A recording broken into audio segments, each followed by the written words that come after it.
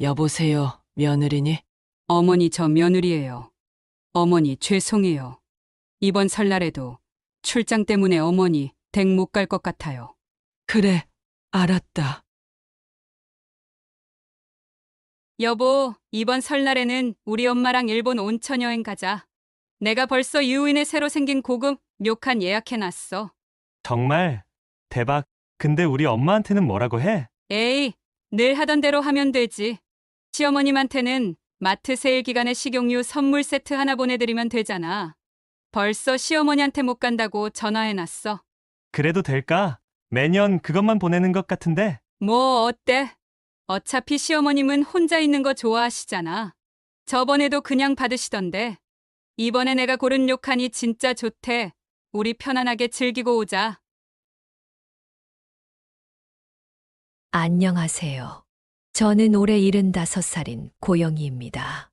제가 오늘 이렇게 제 이야기를 들려드리는 것은 많은 시어머님들께 위로와 용기를 드리고 싶어서입니다. 때는 설날이었습니다. 매년 그랬듯이 저는 이른 아침부터 일어나 명절 음식을 준비하고 있었습니다. 떡국떡을 불리고 소고기는 기름기를 떼어내고 무는 잘게 채 썰어 놓았습니다. 마치 아들 내외가 곧 도착할 것처럼 말입니다. 엄마, 죄송한데 이번에도 못 갈 것 같아요. 회사에서 갑자기 급한 일이 생겼거든요. 아들의 전화를 받은 것은 음식을 거의 다 준비했을 무렵이었습니다. 귀에 익숙한 변명이었습니다. 작년에도 재작년에도 들었던 말이었으니까요. 아들, 괜찮아. 엄마는 이해해. 대신 건강하게 잘 지내면 돼. 떡국 국물이 보글보글 끓고 있었지만 제 마음속에서는 싸늘한 바람이 불었습니다. 방금 끓인 따뜻한 음식들이 하나둘 식어가는 것을 바라보며 저는 깊은 한숨을 내쉬었습니다. 선물이라도 택배로 보낼게요. 이번에도 식용유 세트로 준비했어요. 아들의 말에 저는 쓴웃음을 지었습니다. 5년째 받는 식용유 선물 세트였습니다. 마트 세일 기간에 맞춰 사는 그 식용유 세트 말입니다. 거실 창밖으로는 하얀 눈이 조용히 내리고 있었습니다. 설날이라고 떠들썩한 이웃집들과는 달리 우리 집은 마치 시간이 멈춘 듯 고요했습니다. TV에서는 설날 특집 프로그램이 한창이었지만 저는 소리를 죽여두었습니다. 웃음소리가 더욱 쓸쓸하게 느껴졌기 때문입니다. 작년에는 기다리다가 음식 다 버렸잖아. 올해는 조금만 하지. 혼잣말을 하며 준비한 음식들을 정리했습니다. 떡국떡은 다시 냉동실로, 채 썬 나물은 통에 담아 냉장고로 들어갔습니다. 설날 아침부터 혼자 하는 이 쓸쓸한 정리가 이제는 익숙해진 것 같았습니다. 그래도 아들이 바쁘게 사는 게 어디야. 요즘 세상에 부모 찾아뵙기도 쉽지 않을 텐데. 스스로를 위로하면서도 창밖으로 보이는 가족들의 모습이 부러웠습니다. 옆집 아이들의 까르르 웃음소리가 벽을 넘어 들려올 때면 저도 모르게 눈시울이 붉어졌습니다.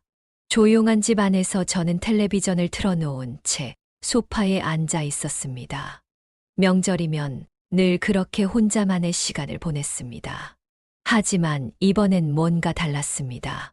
가슴 한구석이 더 쓰리게 아파왔습니다.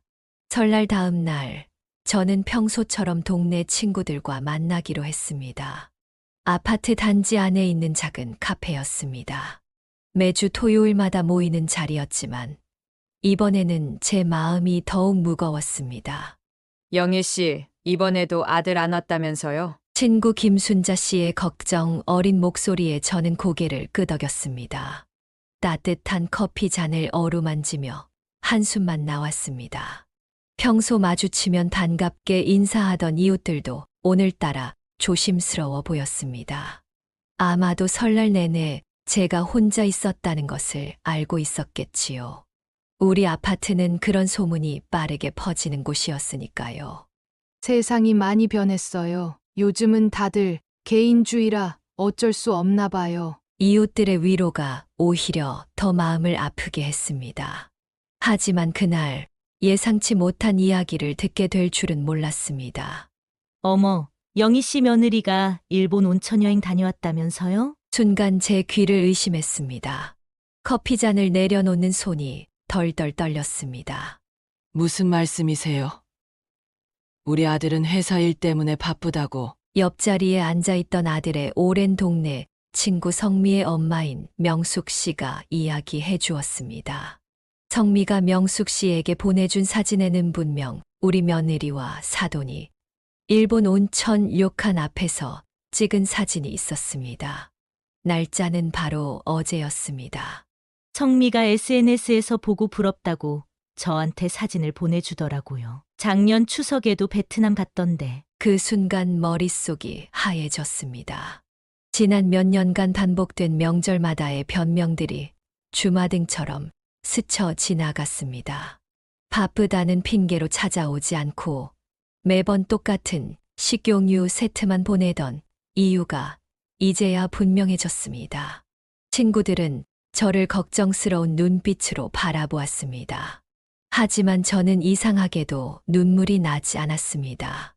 대신 가슴속에서 차가운 무언가가 솟아오르는 것을 느꼈습니다. 카페에서 나와 집으로 돌아오는 길이 유독 멀게 느껴졌습니다. 발걸음은 무거웠지만 마음은 이상하게도 담담했습니다. 아마도 충격이 너무 커서 실감이 나지 않았던 것 같습니다. 집에 도착하자마자 저는 장롱 깊숙이 보관해두었던 상자를 꺼냈습니다. 그 안에는 아들 내외가 보내준 명절 선물들이 고스란히 있었습니다. 5년 동안 매번 같은 식용유 선물 세트, 어쩌다 한 번씩 들어있던 햄 세트가 전부였습니다. 엄마, 저희가 형편이 어려워서 이것밖에 못 드려서 죄송해요. 매년 들었던 아들의 말이 이제야 거짓말이었다는 것을 깨달았습니다. 그동안 저를 속이면서 사돈과는 호화로운 해외여행을 다녔다는 사실이 가슴을 후벼 팠습니다. 옆집 할머니가 문을 두드렸습니다. 아마도 제 기척이 들렸나 봅니다. 영희 씨, 괜찮아요? 얼굴이 안 좋아 보여서. 저는 억지로 미소를 지으며 괜찮다고 했습니다. 하지만 마음속에서는 작은 불씨가 피어오르고 있었습니다. 더 이상 참고만 있을 수는 없다는 생각이 들었습니다. 거실 벽에 걸린 가족 사진을 바라보았습니다. 아들의 결혼식 날 찍은 사진이었습니다. 모두가 행복해 보였던 그때가 문득 그리워졌습니다. 하지만 이제는 그 미소 뒤에 숨겨진 거짓을 알아버린 후였습니다.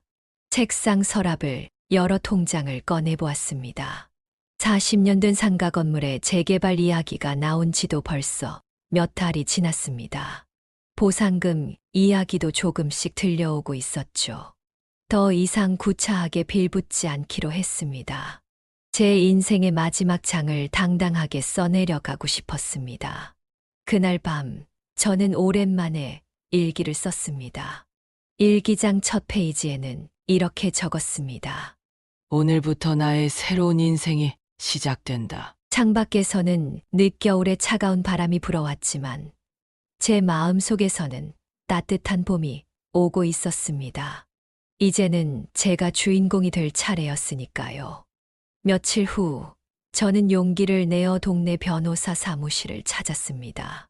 40년 된 상가 건물 재개발 문제로 상담을 받고 싶다고 했습니다.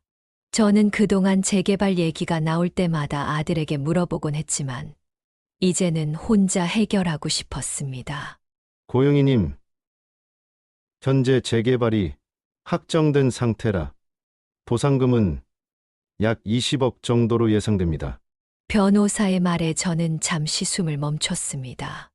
예상보다 훨씬 큰 금액이었습니다. 남편이 젊은 시절 어렵게 마련했던 그 상가 건물이 이렇게 큰 재산이 되어 있었다니요. 재개발 조합에서 통지서는 받으셨나요? 변호사의 질문에 고개를 끄덕였습니다. 그동안은 아들에게 모든 걸 맡겼지만 이제는 달랐습니다. 제가 직접 나서서 해결하기로 마음먹었습니다. 사무실을 나와 집으로 돌아오는 길에 은행에 들렀습니다. 통장을 정리하고 새로운 계좌를 만들었습니다. 이제부터는 제가 직접 재산을 관리하겠다는 뜻이었습니다. 어머니, 재개발 문제는 제가 알아볼게요. 그날 저녁 아들이 전화를 걸어왔습니다. 아마도 변호사 사무실에 다녀온 것을 누군가 봤나 봅니다. 하지만 저는 더 이상 예전의 제가 아니었습니다. 대출이 있는 통장과 적금들을 정리하고 보험 해약을 하면서 마음도 차츰 정리되었습니다. 상가 건물에서 나오는 월세도 이제부터는 제 통장으로 받기로 했습니다. 거실 소파에 앉아 창밖을 바라보며 생각했습니다. 이제 곧 봄이 올 텐데 올해는 조금 다른 봄이 될 것 같았습니다. 제 인생의 새로운 봄이 시작되는 것처럼 말입니다. 엄마, 재개발 문제는 복잡하니까 제가 알아볼게요. 신경 쓰지 마세요. 아들이 또다시 전화를 걸어왔지만 이번에는 제가 먼저 끊었습니다. 더 이상 누군가에게 의존하고 싶지 않았습니다. 제 인생의 마지막 장은 제가 직접 써내려가고 싶었습니다. 아들아, 이제는 내가 알아서 할게. 전화를 끊고 나니 어디선가 용기가 솟아났습니다. 마치 오랫동안 잠자고 있던 제 안의 달은 제가 깨어난 것 같았습니다. 봄이 시작되면서 재개발 조합의 움직임도 바빠졌습니다. 매일같이 우편함에는 조합 소식지가 들어있었고, 이제는 그것들을 꼼꼼히 읽어보는 것이 제 일과가 되었습니다. 더 이상 아들에게 물어보지 않았습니다. 어머님, 조합 설명회에 같이 가시죠. 옆 상가 주인 박 여사의 제안에 저는 기꺼이 따랐습니다. 설명회장은 처음 보는 얼굴들로 가득했습니다. 대부분 저처럼 나이 든 건물주들이었습니다. 조합장의 설명을 들으면서 저는 메모를 했습니다. 보상금 지급 시기, 이주 대책, 새로 지어질 건물의 설계도까지. 옆자리에 박 여사가 놀란 눈으로 저를 바라보았습니다. 영희 씨, 요즘 많이 달라지셨네요. 그 말을 들으니 괜히 가슴이 뭉클해졌습니다. 그동안 저는 얼마나 무기력하게 살았던 걸까요? 남편이 먼저 떠난 후로 모든 걸 아들에게 의지하려 했었습니다. 이제는 제가 직접 할 수 있어요. 제 대답에 박 여사는 따뜻하게 미소 지었습니다. 설명회가 끝나고 나오는 길에 저는 조합 사무실에 들러 제 명의로 된 통장 계좌를 등록했습니다. 이제 보상금은 온전히 제 통장으로 들어올 것입니다. 집으로 돌아오는 길에 평소 즐겨 가던 분식집에 들렀습니다. 옛날 남편과 자주 왔던 곳입니다. 떡볶이를 먹으며 문득 생각났습니다. 남편이 늘 하던 말이 있었죠. 당신은 왜 자꾸 남 눈치만 보는 거요? 당신 인생은 당신 거야. 이제야 그 말의 의미를 진정으로 이해할 수 있을 것 같았습니다. 떡볶이의 매운맛 때문인지 아니면 갑자기 밀려온 감정 때문인지 눈시울이 뜨거워졌습니다. 그날 밤 저는 오랜만에 딸에게 전화를 걸었습니다. 결혼하고 미국으로 이민 간 딸은 늘 바빴지만 이번만큼은 제 이야기를 들어주길 바랐습니다. 딸아, 엄마가 이제 새로운 시작을 하려고 해. 전화기 너머로 들려오는 딸의 목소리는 따뜻했습니다. 오랜만에 느끼는 가족의 온기였습니다. 하지만 이제는 달랐습니다. 더 이상 의지하고 기대지 않아도 제 삶은 제가 만들어갈 수 있다는 자신감이 생겼으니까요. 봄이 깊어가면서 저는 오랫동안 미뤄왔던 일들을 하나씩 시작했습니다. 먼저 핸드폰을 바꾸고 새로운 번호를 만들었습니다. 아들이나 며느리가 연락할 수 있는 건 집 전화뿐이었죠. 동네 문화센터에도 등록했습니다. 스마트폰 활용법 강좌부터 시작해서 요가 수업까지. 매일 아침 일찍 일어나 요가복을 입고 나서는 제 모습이 낯설면서도 즐거웠습니다. 어머니, 갑자기 연락이 잘 안 되시네요? 며느리의 목소리에는 당혹감이 묻어 있었습니다. 아마도 제 변화가 감지되었나 봅니다. 문화센터에서 만난 새로운 친구들과 점심을 먹으러 다니기 시작했습니다. 그동안 혼자 집에만 있던 제가 맛집을 찾아다니고 커피를 마시며 수다를 떠는 모습이 마치 딸과 같았습니다. 영희 씨, 우리 다음 주에 제주도 여행 한번 다녀올까요? 문화센터 친구의 제안에 처음에는 망설였습니다. 하지만 이내 용기를 내어 수락했습니다. 아들아, 엄마가 이번 주말에 제주도 좀 다녀올게. 전화기 너머로 들려오는 아들의 놀란 목소리가 어쩐지 통쾌하게 들렸습니다. 그동안 명절마다 해외여행을 다녔던 그들처럼 이제는 제가 여행을 떠나는 겁니다. 여행사에서 패키지 상품을 예약하고 나오는 길에 미용실에도 들렀습니다. 오랫동안 흰머리로 두었던 머리를 밝은 갈색으로 염색했습니다. 거울 속의 제 모습이 10년은 젊어 보였습니다. 어머, 고영희 씨 맞으세요? 너무 달라지셨어요. 동네 슈퍼마켓 주인의 말에 저는 활짝 웃었습니다. 변화는 외모뿐만이 아니었습니다. 제 마음도 생각도 모두 달라지고 있었으니까요. 재개발 조합에서 보상금 지급 시기가 앞당겨질 수 있다는 연락이 왔습니다. 이제 곧 제 인생에 큰 변화가 시작될 것 같았습니다. 하지만 이상하게도 전혀 두렵지 않았습니다. 오히려 설렘이 가득했습니다. 제주도 여행은 제 인생에서 가장 특별한 시간이 되었습니다. 비행기를 타는 것도 20년 만이었습니다. 창밖으로 보이는 하얀 구름을 보며 저는 마치 새로 태어난 것 같은 기분을 느꼈습니다.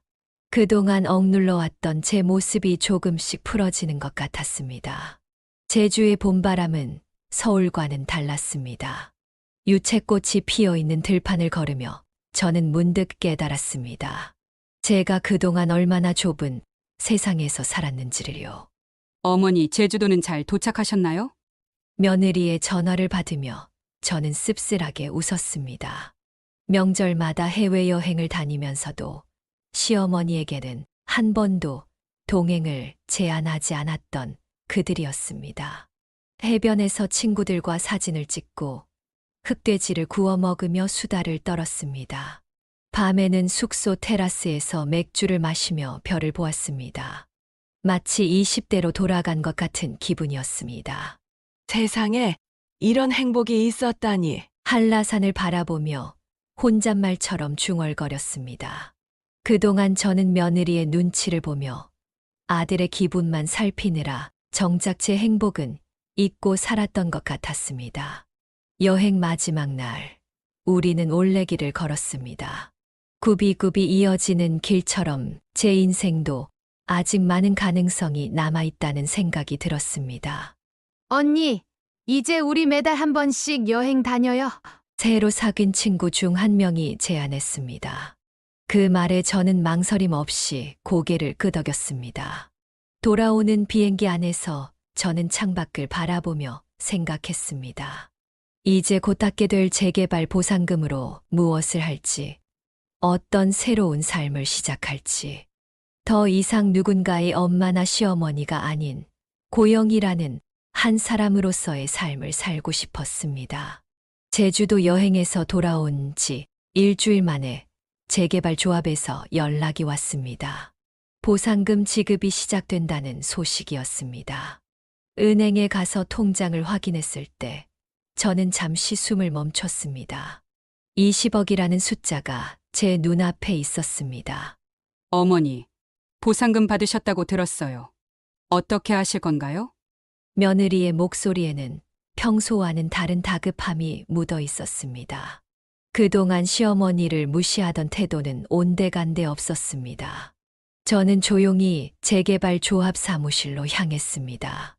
이제는 혼자서도 부동산 일을 처리할 수 있었습니다. 상가 건물 권리금 정산도 마무리 짓고 세입자들과의 협의도 순조롭게 진행되었습니다. 어머님, 사실 저희가 좀 급해서 그러는데. 어느 날 저녁 아들과 며느리가 집으로 찾아왔습니다. 명절에도 오지 않던 그들이었습니다. 며느리의 얼굴은 평소보다 훨씬 창백해 보였습니다. 식탁에 앉아 이야기를 듣고 보니 사돈댁의 사업이 완전히 망했다고 했습니다. 카드 빚이 수억이 넘고 이제는 전세금도 빼먹힐 위기라고 했습니다. 해외여행을 다니면서도 알고 보니 모두 카드 돌려막기로 버텨온 것이었습니다. 어머님, 저희 좀 도와주실 수 없을까요? 며느리의 눈에는 눈물이 그렁그렁했습니다.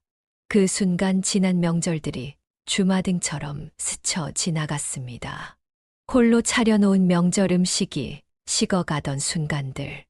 사돈댁과 해외여행을 다녀와서는 피곤하다며 연락도 없이 지나갔던 그 모든 날들이 떠올랐습니다. 도와달라고? 명절마다 나 혼자 두고 사돈댁하고만 여행 다닐 때는 내 마음은 생각도 안 했으면서 제 목소리에는 오랫동안 참아왔던 서운함이 묻어났습니다. 며느리는 고개를 푹 숙인 채 흐느꼈지만 이제는 더 이상 그런 눈물의 마음이 흔들리지 않았습니다. 매번 보내주던 식용유 선물 세트 값으로는 부족하지. 이제는 그런 싸구려 선물 세트 받을 일도 없을 거야. 차갑게 내뱉은 제 말에 며느리는 더욱 움츠러들었습니다. 하지만 저는 이미 마음을 굳혔습니다. 마포에 있는 고급 아파트를 현금으로 매수하기로 한 계약금도 이미 걸어둔 상태였습니다. 동네 친구들과 점심을 먹으면서 우리는 웃음꽃을 피웠습니다. 이제는 제가 한턱 내는 일이 많아졌습니다. 돈이 문제가 아니었습니다. 제 인생을 되찾았다는 기쁨이 더 컸으니까요. 돈보다 더 소중한 것을 깨달았기 때문이었습니다. 바로 제 자신을 사랑하는 법을 배웠다는 것입니다. 아들 내외가 돌아간 후 저는 오히려 마음이 더 가벼워졌습니다. 재개발 보상금으로 산 마포의 새 아파트는 제 이름으로 된 첫 번째 집이었습니다. 남편과 살던 집은 늘 시댁 명의였고 지금 살고 있는 집도 아들 명의로 되어 있었으니까요. 엄마, 정말 우리 이사 나가겠다는 거야? 아들이 전화로 따지듯 물었습니다. 마포 아파트 계약 사실을 알게 된 모양이었습니다. 집 근처 짐 보관소에는 이미 제가 필요한 물건들을 조금씩 옮겨두었습니다. 오랫동안 써온 그릇들, 사진첩, 제가 아끼는 화분들까지. 이삿짐 센터에 맡기지 않고 제가 직접 하나씩 정리했습니다. 너희들처럼 나도 이제 내 삶을 살 거야. 그동안 혼자 명절 보내면서 얼마나 서러웠는지 알기나 해. 아들은 전화기 너머로 한동안 말이 없었습니다. 제 목소리에 담긴 단단한 의지를 느낀 걸까요?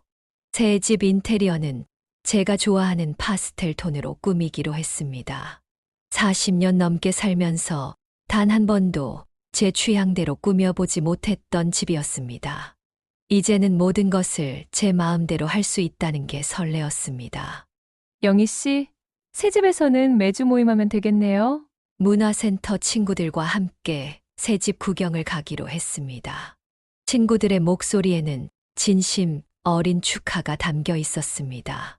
통장에 찍힌 숫자들을 보며 저는 처음으로 진정한 독립을 실감했습니다.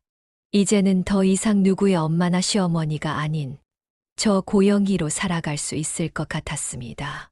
한강이 내려다 보이는 전망은 마치 제 앞으로의 인생처럼 시원하고 탁 트여 있었습니다. 새 집으로 이사를 마치고 얼마 지나지 않아 동네 이웃을 통해 사돈댁 소식을 전해 들었습니다. 더 이상 버티지 못하고 결국 용산의 40평대 아파트가 경매로 넘어가고 경기도의 한 임대아파트 단지로 이사를 갔다고 했습니다. 영희 씨, 사돈댁이 그렇게 됐다면서요? 카드 빚이 10억이 넘었다던데. 친구의 말에 저는 담담하게 고개를 끄덕였습니다. 이제는 더 이상 그들의 일이 제 마음을 흔들지 못했습니다. 명절마다 호화로운 여행을 다니면서도 시어머니에게는 식용유 선물 세트로 때우던 그들의 이중적인 모습이 떠올랐습니다.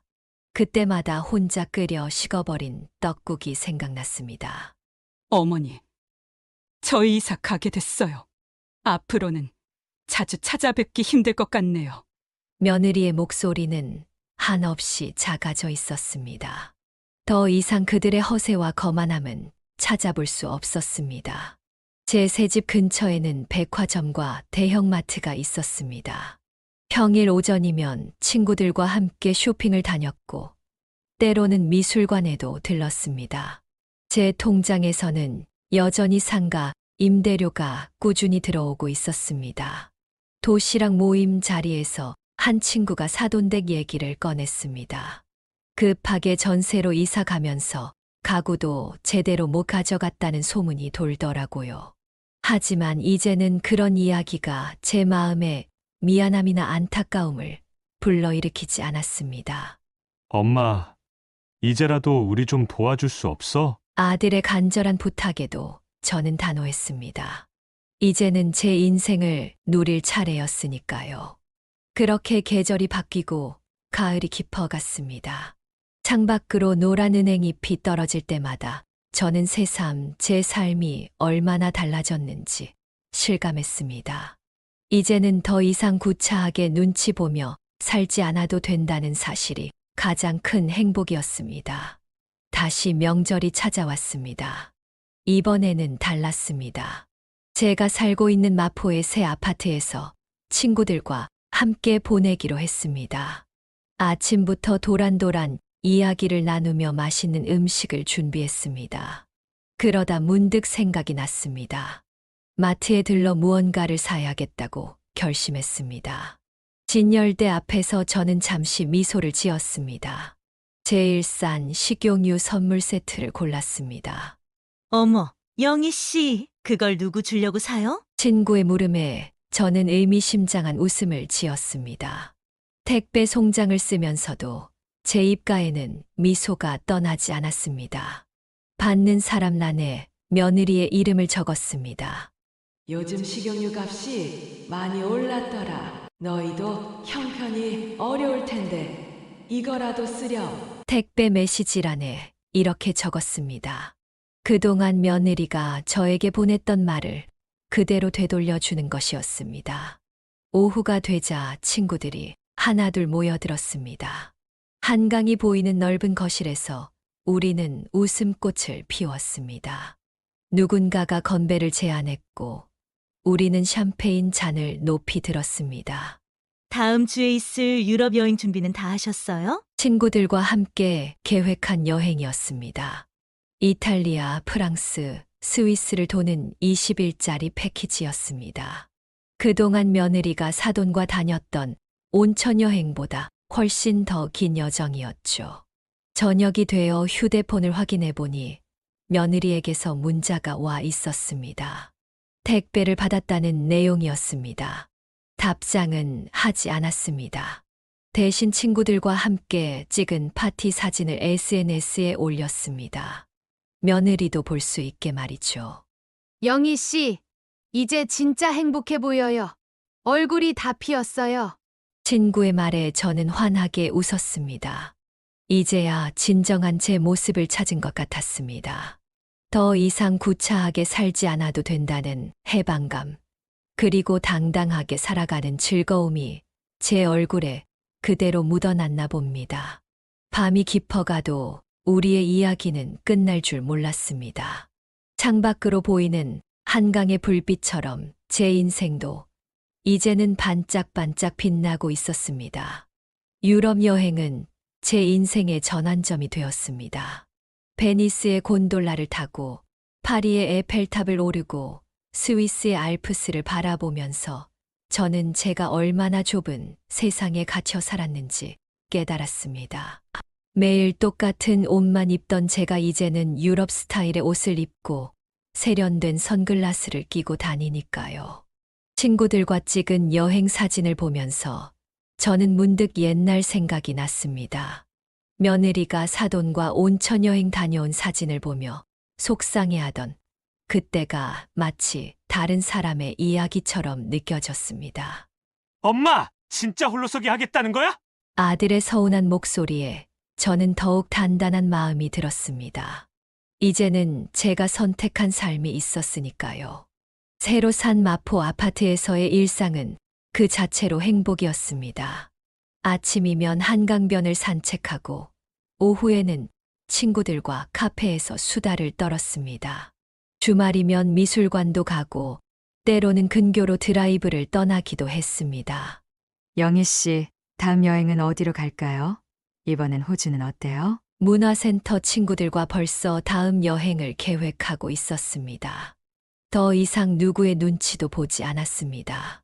제 통장에는 여전히 넉넉한 금액이 있었고 매달 상가 임대료도 꾸준히 들어오고 있었으니까요. 이제 저는 매일 아침 거울을 보며 미소 짓습니다. 75세의 나이가 무색할 만큼 활기 넘치는 제 모습이 좋았습니다. 뒤늦게 찾은 제 인생이지만 이제는 그 누구보다 당당하고 자유롭게 살고 있었습니다. 며느리가 보냈던 식용유 선물 세트들은 아직도 제 옷장 한켠에 보관되어 있습니다. 이제는 그것을 볼 때마다 웃음이 납니다. 그때의 서러움이 지금의 행복을 만들어준 거니까요. 앞으로도 저는 계속 이렇게 살아갈 것입니다. 누군가의 시어머니가 아닌 고영이라는 한 사람으로서 말이죠. 제 인생의 진정한 봄은 이제부터가 시작인 것 같습니다. 여러분, 제 이야기는 여기서 끝이 납니다. 저처럼 시어머니라는 이유로, 나이가 들었다는 이유로 자신의 삶을 포기하고 계신 분들이 계실 것 같습니다. 하지만 기억하세요. 자식이 인생의 전부가 아닙니다. 우리의 인생에는 결코 너무 늦은 때가 없습니다. 저는 75이 되어서야 비로소 제 삶의 주인공이 되었습니다. 매일 누군가의 눈치를 보며 살았던 제가 이제는 당당하게 제 길을 걸어가고 있습니다. 여러분도 할 수 있습니다. 지금 이 순간부터라도 자신을 사랑하고 자신만의 행복을 찾아 나서세요. 나이는 숫자에 불과합니다. 우리의 진정한 봄은 언제든 시작될 수 있답니다. 이 이야기를 들어주셔서 감사합니다. 여러분의 인생에도 아름다운 봄이 찾아오길 바랍니다. 여기까지 인생의 후반부를 이야기하다 지혜사연이었습니다. 고영희님의 이야기가 마음을 울리셨다면 구독, 좋아요, 알림 설정, 댓글까지 부탁드리겠습니다. 끝까지 들어주셔서 진심으로 감사합니다.